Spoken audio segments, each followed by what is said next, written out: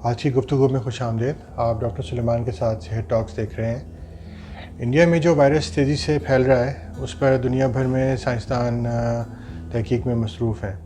India में Covid की मुख्तलिफ़ अक़साम क्या हैं और क्या वैक्सीन उन पर काम कर सकती है, मैं आपको इस बारे में थोड़ी सी तफसील बताता हूँ। ताहम ये अभी तक मालूम नहीं हो सका कि ये किस हद तक फैल गया है या फिर ये ख़ुद ही कोविड की एक मौलिक लहर के इंडिया में फैलाव का सबब बना हुआ है। सबसे पहला सवाल ये है कि इंडिया में फैलने वाला वायरस क्या है। वायरस हर वक्त अपनी शक्ल तब्दील करता रहता है, यानी ख़ुद ही अपने मुख्तलिफ़ वर्जन तैयार करता रहता है। उनमें से बेशतर तब्दीलियाँ अहम नहीं होती। कुछ तो वायरस को कम ख़तरनाक भी बना सकती हैं और कुछ वायरस की शक्लें वैक्सीन के ख़िलाफ़, जो वैक्सीन की कामयाबी है वायरस के ख़िलाफ़, उसको मशकूक बना सकती हैं और ज़्यादा फैलाव का भी सबब बन सकती हैं। तो अब बात ये करते हैं कि ये मुख्तलिफ़ शक्ल, जिसे बाज़ाब्ता तौर पे ना B1617 का नाम दिया गया है, अक्टूबर में इंडिया में पहली बार इसका पता चला था। अब किस हद तक ये फैल गया है B1617 और क्या इसकी स्टेटस है। पूरे हिंदुस्तान में टेस्टिंग का इतना वसी निज़ाम नहीं है कि इस बात का तयन किया जा सके कि B1617 किस हद तक या किस तेज़ी से फैल रहा है। इसका पता मगरबी इंडिया की जो रियासत है महाराष्ट्र, उसमें जनवरी और मार्च के दरमियान जो सैंपल किए गए थे 361 कोविड नमूने थे, उनमें से 220 में ये मिला था।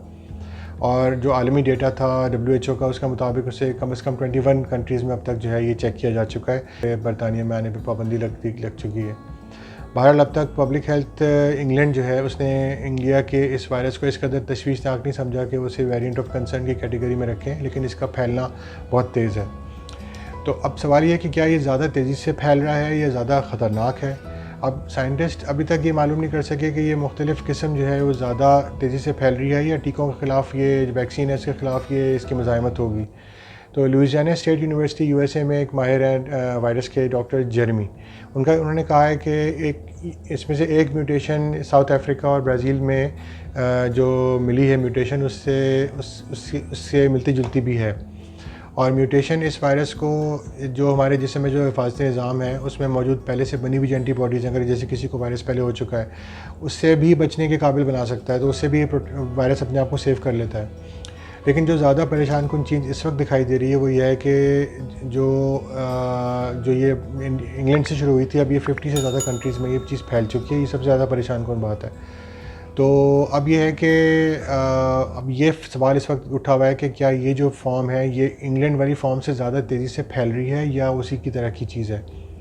अब इसके बारे में इतना जो कम डेटा है वो सबसे बड़ी मुश्किल बनी हुई है, क्योंकि जो आदाद शुमार है वो नामुकम्मल है और पूरी तरह से डिटेल नहीं आ पा रही कि किस किस को कितने नंबर ऑफ़ केसेस हो रहे हैं। लेकिन जो डेथ्स हैं ऑब्वियसली उसके हिसाब से पता चल रहा है कि बहुत ज़्यादा तेज़ी से फैल रहा है और अभी तकरीबन 300,000 केसेस से ऊपर ये चला गया है और ये बहुत एक डेंजरस चीज़ है।